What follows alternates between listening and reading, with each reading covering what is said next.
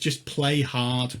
It's about driving pace. It's about investing in your character straight away. It doesn't become real until your characters make it real. Driving towards not just action, but also role-playing, investment, emotional investment with the characters, play with the other players and so on, but just play hard. Pacing a tabletop RPG game can be tricky, like real tricky. Guy Milner, who writes the Burn After Running RPG blog and is also one of the regular hosts of the Unconventional GMs podcast, he gave me some real good tips about how to run fantastic one-shot games and continue to keep the pace to keep my players interested. One-shot games are just as valid as any other long-form campaigns that you might play, the typical D&D playing once a week, every week, forever and ever. One-shot games are a valid form of play. Guy also talks about his structure, his swell, I think he calls it. Swell. The emotional arc that he allows players and helps players go through in the short amount of time that they get to play a game. You stick around and you watch this episode, Guy is going to give you suggestions for so many games. Billions with a B. That you can run, that you can play, and that you're probably going to want to go out and buy. So it's time for you to make that claim to game.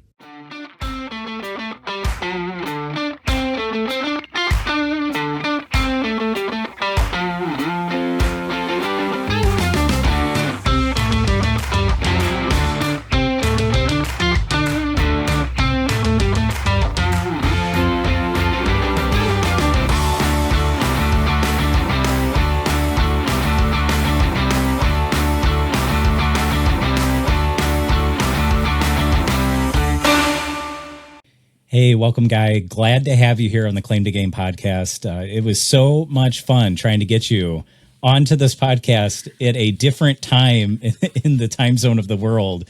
You being over at the UK, me being over here in Milwaukee. Thanks for joining me today. I am so pumped for what you have to share. Yeah, it's a pleasure. It's a pleasure. I mean, the time zone, it shouldn't be that difficult. People listening will be thinking, oh, they must have had loads of trouble. No, literally, it's just we got the time zones wrong. That was all it is. It's not, It's all good. And, the cool thing is we have plenty of time to talk about your area of expertise. You are, in my opinion, an expert at one-shot RPGs.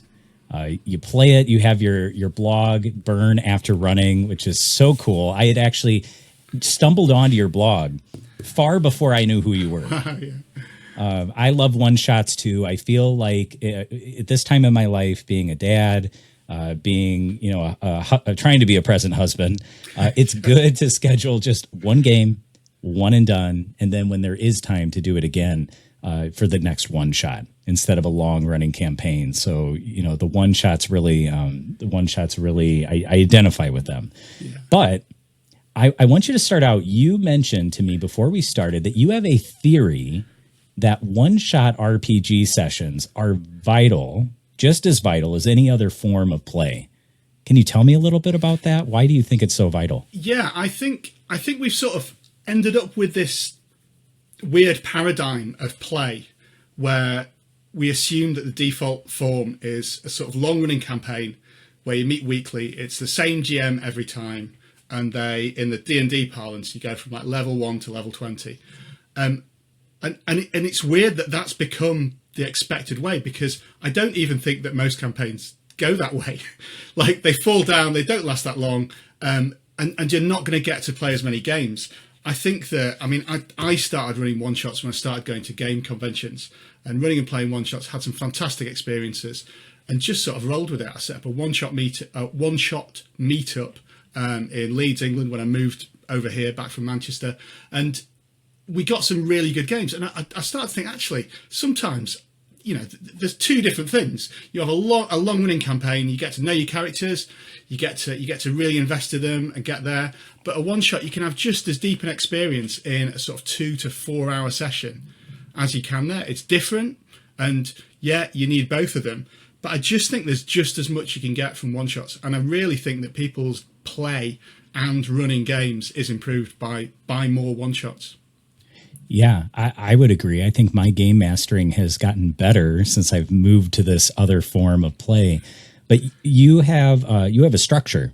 You have a structure for how you ensure that players can feel that full emotional arc that, some people play, week after week, year after year, and they're able to kind of like old friends, grow friendships. They don't have that luxury when they're doing a one shot. So how do you make that happen in a one shot game, whether it's a convention or just somebody running it at their table at home with friends? So I think it does take a level of preparation a little bit higher than an ongoing campaign, because you don't have previous sessions to rely on from that. And I think as the GM or facilitator running the game, you do have to think a bit more carefully about it. Obviously, it's easier if it's with friends that you know, but if you're going to a convention, which I'd recommend to anyone, you don't even have to go to one. There's loads of online conventions. You can go in and play one-shot games there. You need to really think carefully about certain aspects of the game. The structure that I tend to have for traditional style games, if you like, trad games, if you're running a game where it's a traditional, the GM plans it and you have an adventure, the GM's got an idea of what's going on and players go through it and play their characters. The basic structure that I would have for that plot is, I think I call it the swell. So you need a really strong start, and you probably need to have planned out quite closely what that first scene is going to be, because you want to hit the ground running. I always think in D&D terms, you don't want to start in the tavern with the old wizard giving you the quest. You want to start at the door of the dungeon. Yeah, if you want to flash back to it, you can go back to it and do it. You want a really strong start, and you probably want a really strong finish as well, because you want to end with a bang. You want to do that. In the middle, it can be a bit more loosey-goosey, and you can have just lots of options you can go through. And you can also use that to pace it a little bit, because the thing with one-shots is usually you're on a timetable. So you might have 3 hours at a convention, you might have 4 hours at a convention, you might have just 2 hours online. In Unconventional GMs, we've got a sort of hard limit of 2 hours that we run to. So you might not need to use all those bits in the middle. You need to make that a little bit collapsible, so you have a few options of where it can go, and the players can sort of drive play a little bit there, but you try and sort of haul it back into a finale as well from there. So one of the things that you mentioned was having a strong start and a strong finish. I think when I think of the term strong start, that's Mike Shea's Lazy Dungeon Master style, which is he got me into becoming a better GM by thinking of that structure. Can you give me an example of a strong start that you have used in a campaign recently, or a game that you ran? Yeah, so it's going to be a cliche, but I think I stick with sort of Robin Law's line that cliche is terrible in every art form apart from role playing, where it's really, really good because you can hang on to it. Very often it will be a fight, and I have this idea that I talk about sometimes that I did a thing on it was Twitter a few years ago where I said, like, at what point should you roll the first dice in a one-shot game? You're at a convention, you've all sat down, how far into the game should you roll that dice? And everybody came back and said, 10 minutes. Half an hour was the longest people said. Clint, I've sat in one-shot games at conventions and it's been an hour before I've rolled initiative or did it. So it's that thing of you need a quick setup, get the characters out. I'll give you an example. A game I've run loads of times, 13th Age Glorantha. I have a scenario, Beard of Lancormai, which I think is on the channel actually.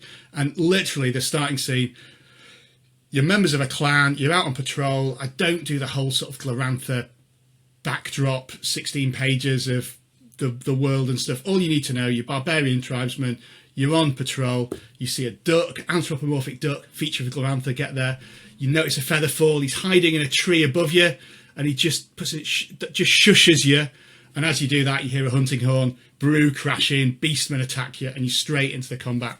And you've got an engaging NPC, so you've got a question, what's going on with this duck that's hiding in the trees?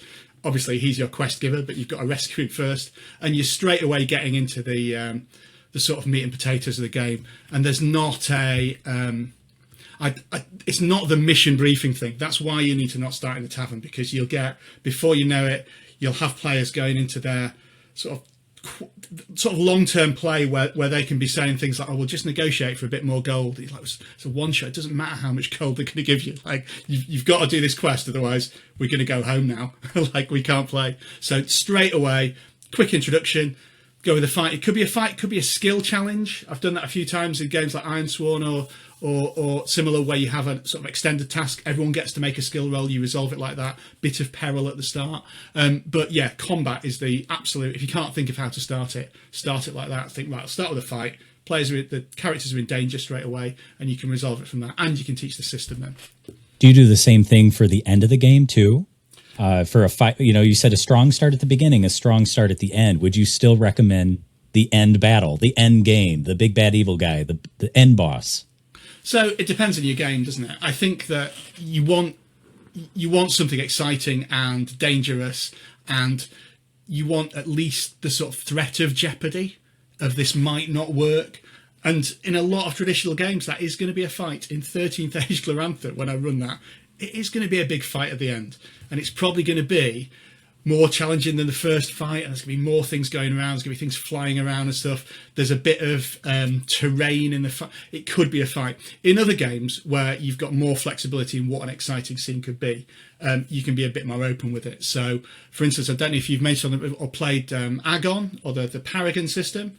So that no, but I did see somebody post. I think it was Craig Shipman from Tabletop Talk. He posted how great the game was on Bluesky the other day, and he's like, "This is a great game." So that has a conflict resolution system where you build towards a big battle at the end, and that could be a big fight, or it could be a really tense negotiation. I think when I've played it once, we ended up it was facilitating and making sure a marriage went well between two like rival families on the island.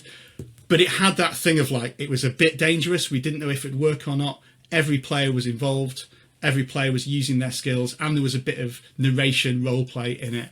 So something like that, where everyone's involved, everyone's in a big group, they're all helping to pull together for one thing. So when I've run Star Trek, Star Trek Adventures has a really good extended task system that you can use for like curing a disease or negotiating a treaty with the Klingons. And that's another one where you can end with a really tense extended task where you're trying to do it. What I would advise against, which I've seen in some games, is that sort of trick solution where you say, right, you've solved the puzzle, and so that's it.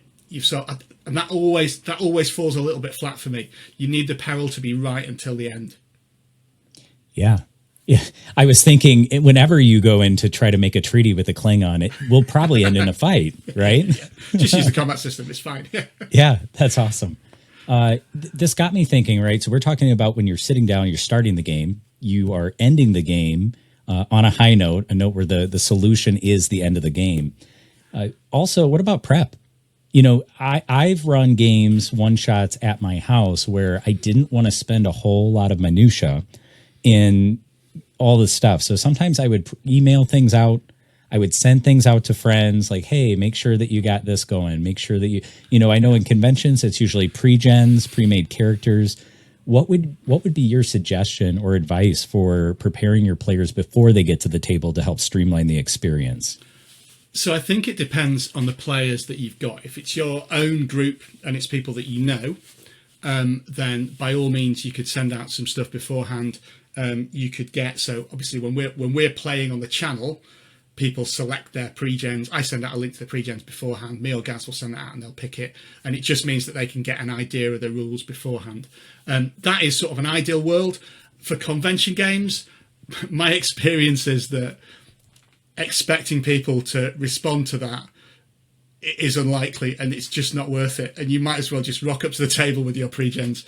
People that have booked to come to a convention and play to your game, they've not invested in doing any sort of pre-game prep with it like you are, and you'll just get frustrated yourself, because it'd be that thing if 3 people have picked their pre-gen and the other 2 haven't, it ends up being a bit weird at the table. So for a convention game, I'm 90% of the time I'm show up, hand out the pre-gens, teach the system. There's no prior knowledge involved. The only exception that I do make is if I'm running any games like Powered by the Apocalypse, where you might have a selection of playbooks that players can pick from that might change quite a lot what the focus of the game would be. So if I'm running Apocalypse World, if one of the players wants to play a hardholder, which is the character that sort of runs a community, if you've got a hardholder in play, the whole session's going to be a little bit different.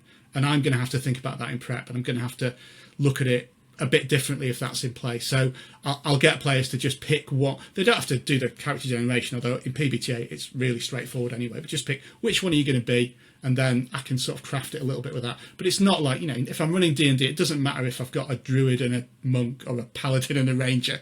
Like, my scenario is going to be pretty much the same anyway. Yeah, that leads me into my next thought, which is, the challenges, right? So some of the challenges, and I've heard Craig say this, your 4 agents of chaos that you're throwing into the game. And a one shot, you know, some people might be like, well, it's okay. You'll never play this character again. The story's a one-time deal. Like maybe there's a little bit of like, it's okay for it not to be perfect. But what are the challenges in still making it a good experience when somebody throws a curveball at you?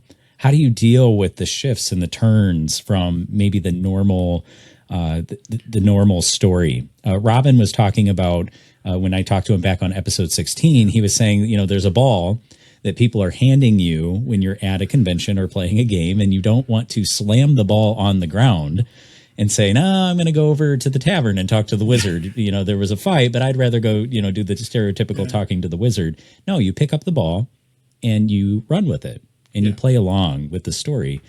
How do you overcome challenges, twists and turns that your players may throw?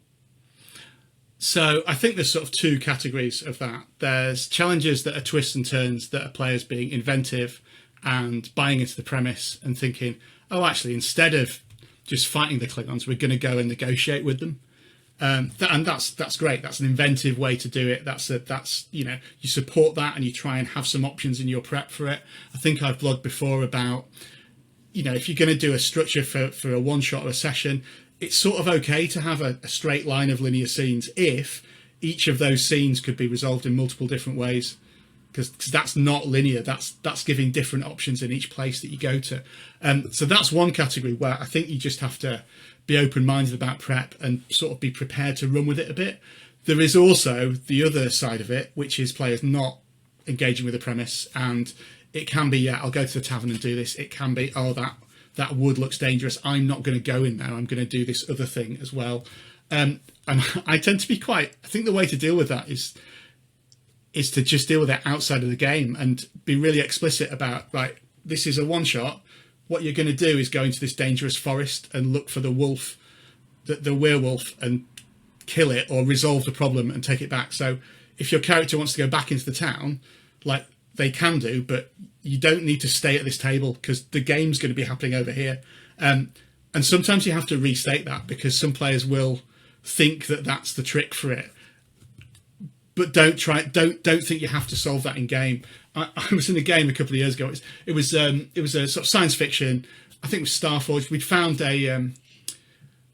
found a derelict spaceship, which was clearly sort of what we had to go. It's dangerous. We had to go on board that. One of the players was adamant, oh, well, you go on there, I'll stay on the ship. And GM's like, well, I mean, you can do that, but the game is going to take place on this derelict spaceship. So if you stay on the ship, you're not going to be like able to do anything. Yeah. So, oh, well, no, I still want to do it. And we had to like time out. Actually, if you're going to do that, you don't need to stay at this table. Like, go to the bar or something. We're going to play the game. The game's here. You can't wander off and just.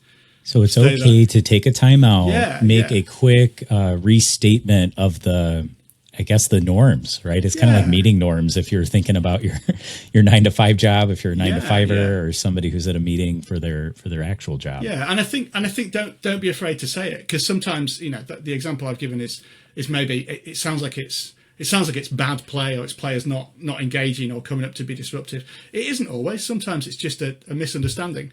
And equally as a player, I'll try and be quite open and say, sorry, can I just check in? Do we all need to go there? Or is there other stuff to do? You know, if the adventure's taking place here, then we'll all go there. I was going to go off and do something else, but if that's not where you want us to be, let's go there. And just do that. Instead of, you know, rolling with it and trying to pull people back together, it's quite difficult to do it. There are games that will let you do that. There are games that will let you be absolutely... I'm prepping some Hill Folk to run this weekend. At Seven Hills, a convention that I run, and literally I've got some like characters that are pointed at each other, and I've read the rules again, and that's sort of my prep. I don't really have a plot to bring them. They can do whatever they want, and I'll just have to roll with it. But any sort of traditional game, even PBTA, if I'm prepping a Powered by the Apocalypse game, I've got a sort of broad plot to hang on, and I want the players to hang themselves on that as well, if you see what I mean. Yeah, I was thinking of, I don't know if it was in The Lazy Dungeon Master, but I remember it was like it doesn't become real until your characters make it real. Yeah. So sometimes you can have a bunch of plot points that you want to have happen, and then you as the GM can kind of slide them in as they seem appropriate. That's helped me in flexibility. Good luck with hill folk. That sounds like a fun sandbox. I had a moment of like, oh, I've run this before. I checked, and it was like 2014 or something. It was like when it first came out. I'm going to have to actually read this again. I've played it. Is Robin Laws playing in that game? He's not. No, it's not at Kraken. It's at Seven Hills. That's right. I've played in Robin's game. I was going to say, is Robin playing in his own game? That would be pretty boss move. Feel like that's a little cheating. Okay, so there was another word that you used in our communication back and forth that I don't know if the common person, and I'm saying that as like the person who maybe is new to gaming or somebody who has even gamed before, because when you look up this definition outside of tabletop role-playing, it means something else. And the term was vignette. So what is a vignette in tabletop role-playing games? I have a official definition from Google, but I want you to share, like, what is a vignette and why is it important? So you've got me questioning my own use of the word now, but I'm sure it's correct. I mean, there's it's on YouTube, loads of me. Google's listening right now. You're new. You're going to be the new definition. I don't know. Yeah, language evolves, doesn't it? It's fine. That's it. Yeah. So what I'd say for a vignette is a short, self-contained scene that's almost like it could be a still shot, if you see what I mean. So my reference point, I use it in two ways: at the start and the end of sessions, often in one shots. And I'll go into that now. So my reference point for the start of sessions is, if you remember old TV shows, such as, I'm going to give some references here, it's like Robin of Sherwood, Quantum Leap, even things like Columbo and Ironside, those old sort of 80s, 90s TV shows, they would begin with, there'd often be an establishing scene, and then as the credits, like title credits rolled, they'd have loads of shots of exciting stuff happening, which was all recycled from the rest of that season. So I'm thinking of MacGyver right exactly. now. Yeah. So and like literally a season of Quantum Leap, every episode of it is in that title sequence. The cool bits of every episode of it is in that title sequence. Oh, nice. And so I sort of crafted this into a one-shot thing where at the start of a session, you'll ask people to introduce their character. And it's a bit of a hard ask. They've just got a character sheet in front of them. And you often get quite disappointing descriptions. So some people will go all out for it, and then it gets to someone and say, "Oh well, I'm a fighter. You'll see I'm wearing chainmail armor, and I've got a shield and a sword. My AC is 14. I have 3 attacks per round, and it's just like I don't want that." So how I do it now is I say, right, you do a vignette is the word that I use for it. So you're gonna describe a really short scene of your character. We see them in action as the credits roll. It's from another adventure that you've done. Sometimes I'll do it as it's from the previous adventure. You're adventurers, you've been working together for ages. The last time on this show that we're watching, this is what you got up to.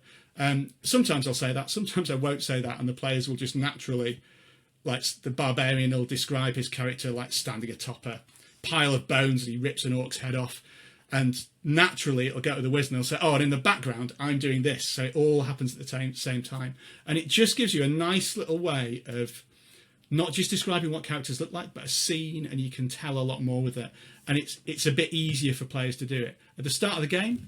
What I do, this is might be cheating, I have a bit of a judge of the players that are around the table, because we're going to go around the table and do it, and after I've handed out the pre-gens, I try and pick which of my players, so who's going to get this straight away and run with it and give a really good little vignette. Not that it has to be amazing, but who's going to really go for it and get it, and start with them. And then they'll set the standard, and then the people that go around will sort of follow that and get the idea. Sometimes if there's someone that you know in the group, you can sort of set them up a bit and say, right, I'm going to start with you. Clint, you did a description thing that we always do, and then people can follow it. So that's the start of the game. At the end of the game, I tend to do it. I think one shots, you play these characters for 2 or 3 hours, and then you lay them down and you sort of don't see them again. So after the adventure, after we've killed the dragon, everyone's great. That's brilliant. We'll often do a short scene again with each character, a little vignette of what they look like after the adventure. Sometimes I'll do it immediately afterwards, like you're back at the village celebrating, as the camera pans round this village that you've saved, what do we see of each character? How are they celebrating this? And what's lovely is players will call back to scenes beforehand and say, "Oh well, I'll go and I'm going to go and see that dwarf barmaid that we chatted to before, and see if I can chat to her." And it just gives it a bit more verisimilitude, which is another word that I'm not sure if I love actually that know word. what it means, but it makes it feel like you're seeing The a snapshot. believability. Yeah. No, you got it. You're seeing a snapshot of these lives. We don't see either side of it, but we know there's another side of it. They were characters before, there'll be characters afterwards. If that makes sense. No, that's wonderful. I'm so glad somebody else uses the word verisimilitude. That's great. My next thought is there a vignette that you remember, either one that you gave, one that a player gave, that like still sticks with you? Maybe there's many, but like, can you pick one and share it? I think, yeah. So I did. It's a bit of a cheat, because the one that stands out is from a game of Fiasco, and Fiasco has Great game. but it has an explicit sort of aftermath, doesn't it? It has Yes. that. I probably stole it from there, actually, but it has aftermath where you do have to do the characters afterwards, and there's a bit of a mechanical thing to it.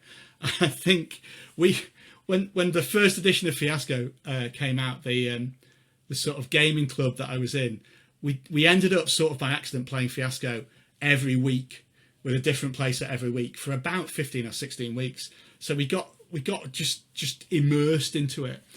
And we played, there used to be a playset for first edition where you are immortal Cthulhu cultists. And we played this. It was like a really tight 3-player game. And at some point it ended up with one of the characters being like, was a vampire. They got staked and like bricked in a wall in a cellar. And it being Fiasco, this happened with several of that character's scenes still to go. So they had to sort of somehow show how they were influencing the plot as it did. And their aftermath, their vignette was just, we had a brick wall, dimly lit. This is like 100 years later.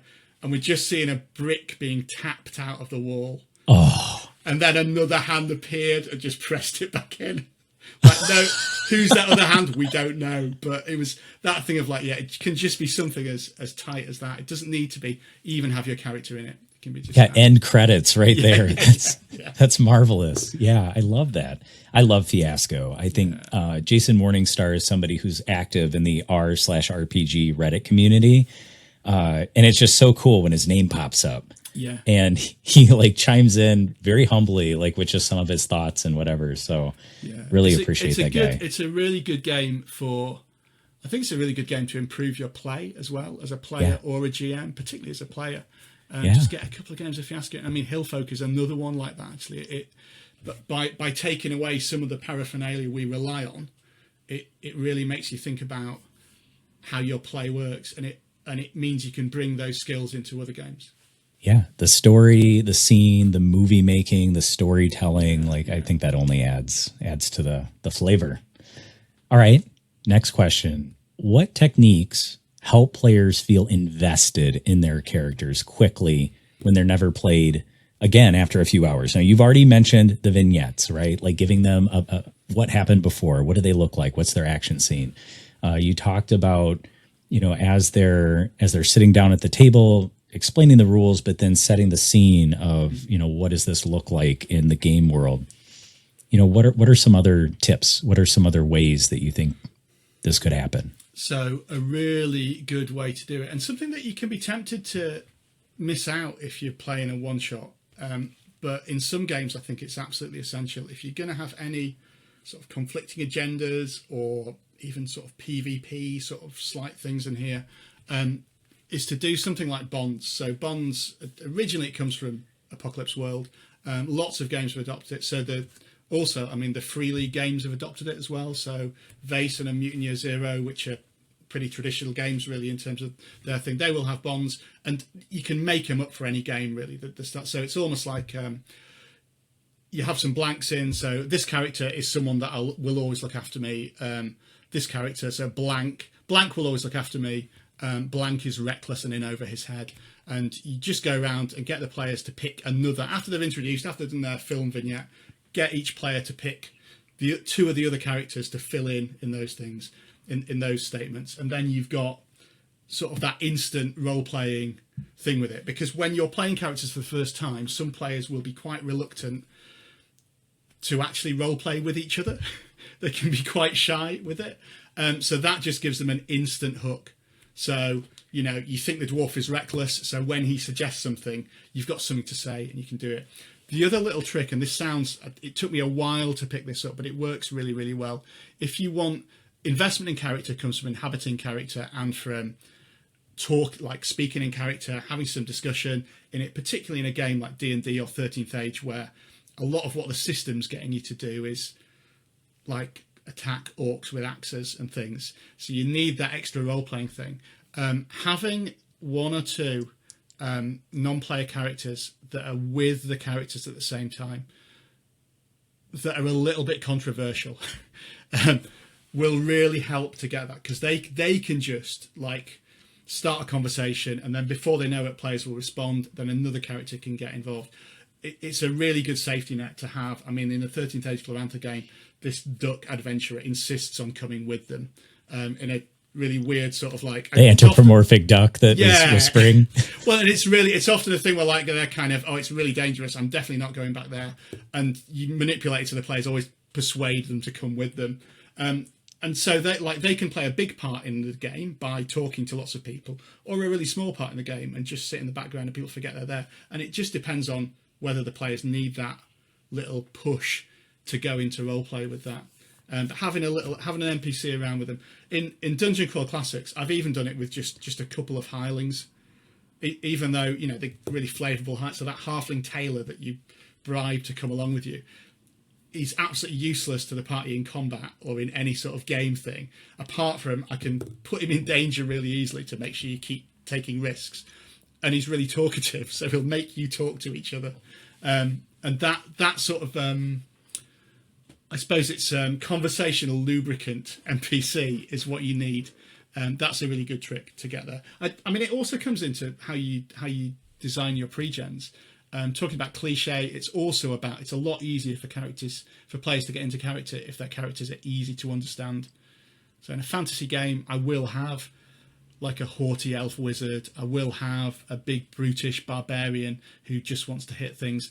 Having some cliche in there, and then some more interesting things for players that want to stretch themselves a little bit more, is a good way to get it on there. Don't give players. I don't know if you've ever played any like freeform LARPs or anything like that. I mean, fantastic. Another thing that'll make you a better player, but they're often one shots, and you're given your character, and it's often like 6 pages of text that you've got to read. And I'm into that. I'm a fast reader, and I volunteer to do it. But I'm always like, I'm going to forget something. I'm going to forget something here. I don't know how I'm going to play this character. So just give them something really simple. Yeah. So several thoughts came up. I don't know if it's Fate, the game Fate. Yeah. They did an activity which I actually stole for a Pathfinder 2E campaign that I wanted to run, where it connects the bonds amongst the player characters. Fiasco also does a really good job at that. And they have cards where it's just like you have to have a bond with the person either to your right or to your left. And it does just add another level of verisimilitude, because now these characters aren't just disjointed random people. They all somehow are connected. It's pretty neat. I guess my question, and this is a selfish question because you played a lot of one-shots. Yeah. What's a one-shot character that you loved playing that you still remember playing? That, like, if somebody said, hey, pick one of the one-shot characters that you played in your time and bring him back to life and bring him to this next sesh, what would that character be? So, I mean, there's the thing about playing one-shot characters, and there's probably another podcast about playing one-shots. There's always this thing about there's not enough discussion about how to get the most as a player from games. So I tend to be sort of, you know, I'll often, if I'm at a convention, I tend to pick the simplest possible, like, character that I can play. Just because if I'm running games the rest of the time, I just want to sit and, like, pile into it and just be like that. I do remember, I mean, I have an awful lot of fun. This is very recently that I played this character. But we had a one-shot of Cold City on the channel, which is a Cold War Berlin, post-war Berlin monster hunting game. and you play characters from different factions and do it. And it was, I still want to go back to Brenda, my American nurse. It started out with her sort of problem was she'd been infected by this mysterious, there's all kinds of strange sort of technology going on in it. And in the very first scene, I tried to cure it and completely failed the roll, and then it ended up getting much worse. And then that rolled with it in the whole time. So it's like, oh, Brenda, can you help me get this door off? And I used my infected arm and like wrenched it off. And everyone's like, are you sure you're okay? So wanting to do good, but clearly there's lots going on. It's just that thing of like, I'd love to go back and do a few more sessions of what's actually going to happen to Brenda. Do you have an American accent? I did not do an American accent. I mean, one of my one-shot like advices is don't do accents. Like, okay, if your players must, they can do them. But I just find it's a minefield. I mean, I'm playing in a couple of weeks. It's distracting. Well, in a couple of weeks, I'm going to Germany to play in an international convention with people. So there's no chance. It will be. Nobody needs to try and interpret what my dreadful French accent is from that. That's phenomenal. Can running one-shots improve a GM's ability to run long-term campaigns to improve their storytelling? I think this is a loaded question. Yeah. We obviously believe yes, but why? Like, why do you feel that doing these one-shots can help in a campaign that's happening more than once? So I blogged about this a while ago, actually, because I had a moment actually during COVID and lockdown, where I started, previously I'd been pretty much all one-shots, and I'd started running a lot of online games then, because, I mean, there wasn't a lot else for us to do, was there, when you couldn't leave the house and you were locked down. And a lot of it was about, a lot of my approach to running campaigns is very similar to one-shots. It's just a bunch of episodes. One-shots will make you really good at pace. They'll make you really good at telling a tight story. I personally much prefer a campaign where each session is a little bit of a bundled up episode. So it's got a structure within it, and it ends with something good and it starts with something big. I'm thinking of Sly Flourish again. Mike Shea has that, doesn't he? That's how you do it. He's just integrated the way that I do GMing. So me too. Yeah. And actually, when I've run, I mean, shout out to Sly Flourish for Lazy Dungeon Master is absolutely the way that I prep ongoing campaigns. It is just, I don't know what I'd do without it really from there. So things like making each thing episodic in an ongoing campaign. I would also say one thing that can tweak it, that can really, really make your campaign sing, is just give each episode a title. When you're doing your prep for next week, think, right, what's this called? Because what are we doing? Even if it's like, the Elf Barrow or whatever, it gives it makes it everything fit together in one little thing, and you can do it. So one-shots make you really good at pacing. I think that running lots of different games with lots of different people is good. It gets you a broader appreciation for the hobby, and it gives you a different experience. I think that playing one-shots is really good as well. I try and keep it as close to 50-50 as I can in terms of GMing and playing sessions. And I think I really feel for people who are like forever GMs, who are having to run for their groups. And again, it's that paradigm, I think, of you're expected to do it all the time, because you become a better GM by playing in other sessions, by playing with good GMs, but also by playing in with GMs where it doesn't say, I'm not going to say worse GMs, but I've played in some one-shots where it hasn't really been for me. And I've had 3 hours and it's been quite fine. I can accept that other people have had a lot of fun and the GMs worked really hard, but it wasn't really for me the way that worked. But I've still got loads of tips from it, because I can think, well, why didn't that work? What was it that happened? And actually, there's a bit of that I do that maybe I shouldn't do if that's not what I like. So, and I've had situations several times where I've played in one-shots of systems where I've walked away and thought, oh, that's okay, it wasn't amazing, but I really want to run that game myself because I can see how I would twist it and do it. So I think just lots of play is good, and having one-shots under your belt means that you get more play and more diverse play. Yeah, you're doing iterations of your craft. Yeah. That's pretty awesome. Do you run any long-term, or is it all one-shot nowadays? So I do. I've just got a few things. I've not got one at the moment.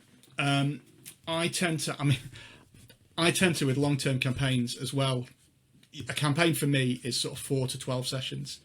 And if it's going to go longer than that, stop, take a break, play something else, and come back to it. And it just keeps it fresh and makes it manageable. 8 sessions is about the ideal, I think, for a good sort of arc of what it is. I've actually played in some more recently. But yeah, I do. I'm up for it. I've got a short run of Slug Blaster that I'm running in a few weeks through Open Hearth, which is a really good community to get involved in if you want to play one-shots or long-form games. And yeah, I've also got sort of the middle ground of it. I don't know if this is something you've heard of, Clint, but we've got something called LongCon in the UK, where it's a convention. It's at the same place that a lot of our other conventions are, but the idea is you sign up and you just play a game all weekend. So while it's a one-shot, it's a whole campaign that you fit in sort of 3 sessions on Saturday, 2 sessions on Sunday. You can get a massive thing. We did a few years ago. I played in the Dracula dossier. Ken Haight's sort of Dracula masterpiece of that. I should say Ken Haight and Guy Milner. He wrote a lot of it as well, didn't he? Oh yeah. There's a team of people. Pellegrin Press duo. Yeah. So stuff like that is a really tight way to do it. So it's a weekend away, but you'll get a whole campaign in it from there. This is the question that I ask everybody on my channel, and I think it's tough because sometimes I've given people advanced warning of this question and other times I have not. And I put them on the spot and they're like trying to count on their fingers exactly how many words. But I love this. It comes from Eric Newsom. He used to be an NPR news writer. He does a lot of pop culture fiction, not fiction, but I guess nonfiction writing. I got his newsletter actually just today in my inbox. So he's still active, still does things. But he always challenges any team that he's on to create a 10-word phrase that really, with the economy of words, no more, no less. You can't go 9, you can't go 11. What is the core message that you want people to carry with you when it comes to pacing, the art of getting players emotionally connected in a one-shot game, or I guess any campaign if we're treating every session as a one-shot? What is your 10-word phrase that everybody has to remember? So I approach this a bit differently, which I guess is what you'd expect from someone who is running lots of 1.5 to 2 hour one shots. So I went even further with economy because I wrote a 10-word phrase and then I cut it down and said, well, what's the minimum thing? I've got a 2-word phrase actually, which I'm going to offer you, which I think is better than the 10-word phrase I had before. Those other 8 words were extraneous and could be cut out. I think the thing that I would say for one-shot play and for all of the kind of, the play culture that we do is just play hard.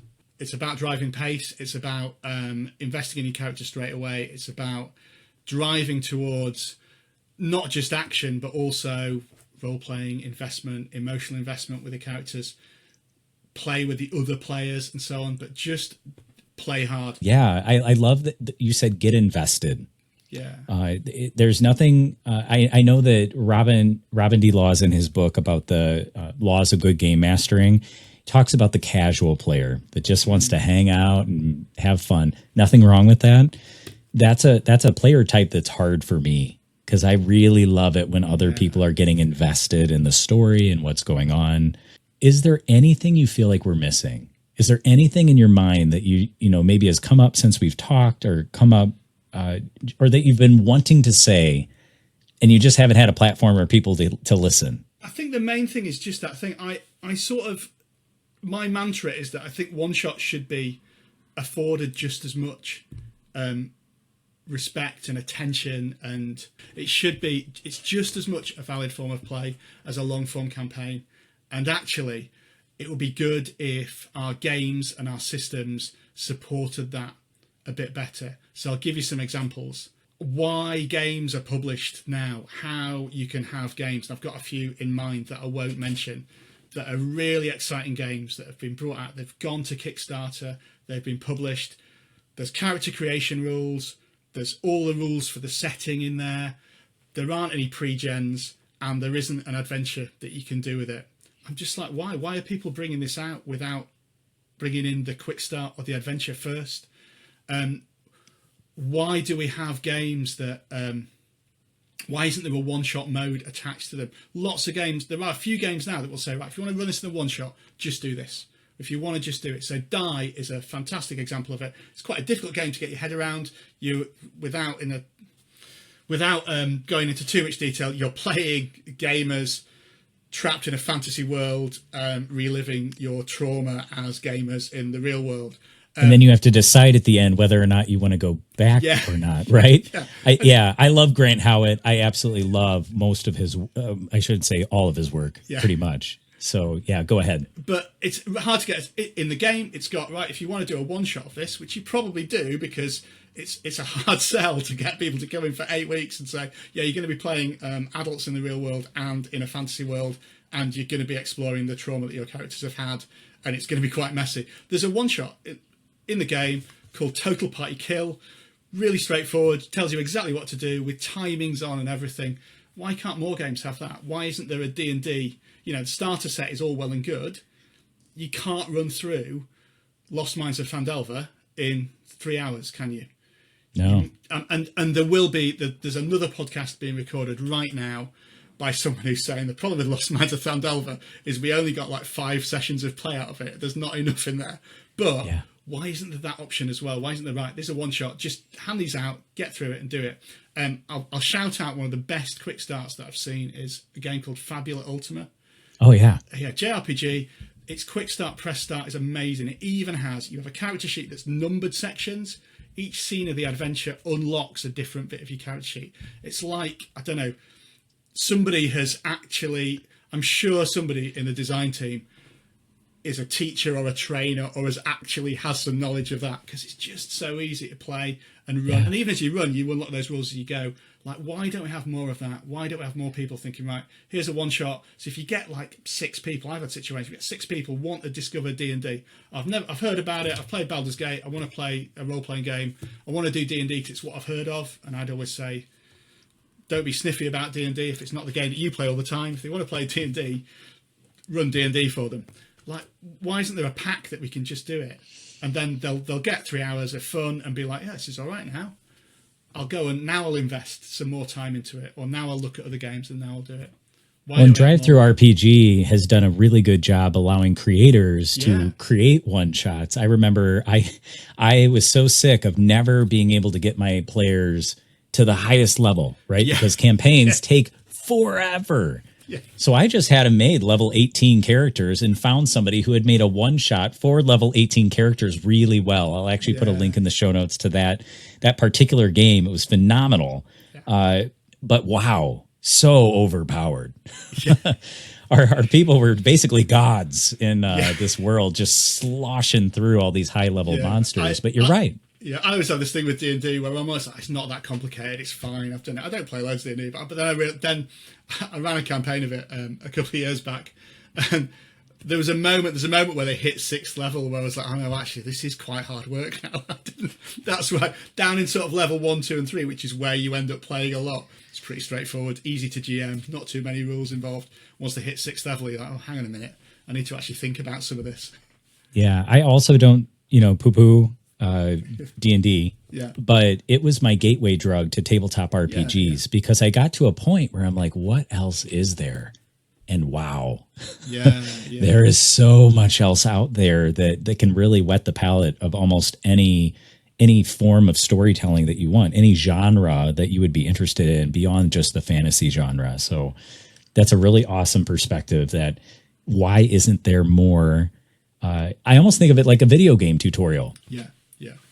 Right. If I was starting a game, it would be like press A to swing. And then later on, it's telling me how I can go into my inventory and heal myself after I get 1 damage from a little imp that took down my HP a few points. So if people want to connect with you more, if they want to see what your work is all about, learn more about what you do, where can they find you? Where should they go? So I am, if you want to connect with me on Bluesky, I'm Burn After Running on there. I also, that's your best bet at getting me on social media, to be honest, these days. You'll also see the Unconventional GMs YouTube channel we've talked about. Myself and my co-host Gaz, who's also of the Smart Party podcast in the UK, do tight 2-hour one-shots with pace, vim and vigor. We've got loads of games on there. Absolutely. We've got D&D on there. We've got, a wide range. And if you want to see how different games can be, just have a look at that and see that. I was hard pressed to find a game that you guys hadn't done that I was interested in when I went to your YouTube channel.